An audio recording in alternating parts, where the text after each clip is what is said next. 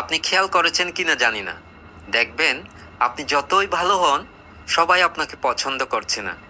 আপনি হয়তো সাহায্য করছেন, হাসি মুখে কথা বলছেন, তারপরও দেখবেন কেউ না কেউ আপনাকে অবহেলা করছে। তখন মনে হয়, আমি কি আসলে যথেষ্ট নই? আসলে প্রবলেমটা আপনার মধ্যে নয়, প্রবলেমটা হচ্ছে আপনি এখনো শিখেননি নিজেকে মূল্য দেওয়া। তাই অন্যের অবহেলার পাত্র হতে না চাইলে এই তিনটি কথা মনে রাখবেন। এক, যে নিজেকে মূল্য দিতে জানে না, পৃথিবী তাকে একদিনও মূল্য দেয় না। আমরা বেশিরভাগ সময় অন্যদেরকে খুশি করতে গিয়ে নিজের সময়, ইচ্ছা, সম্মান, শান্তি সব কিছু বিসর্জন দিই। তারপরও সবাইকে খুশি করতে পারি না। আপনি যতই ভালো হন, কেউ না কেউ আপনার খুঁত বের করবেই।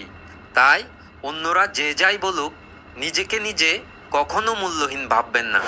দুই, যতক্ষণ না আপনি না বলতে শিখবেন, ততক্ষণ পর্যন্ত মানুষ আপনাকে ব্যবহার করবে। অন্যের পছন্দসই হওয়ার চেষ্টা বাদ দিন। তার পরিবর্তে নিজের চরিত্র, কাজ এবং আত্মমর্যাদা গড়ে তুলুন। কারণ সত্যিকারের সম্মান তখনই আসে যখন আপনি নিজের জন্য দাঁড়াতে শিখেন। তিন, সবাইকে খুশি করার চেষ্টা মানুষকে ছোট করে, কিন্তু আত্মসম্মান মানুষকে বড় করে।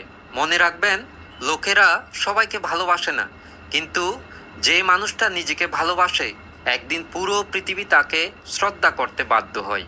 সেজন্য অন্যের অবহেলার পাত্র হতে না চাইলে এই তিনটি কথা মনে রাখবেন এবং সেগুলো মেনে চলার চেষ্টা করবেন। ভবতু সর্বমঙ্গলং।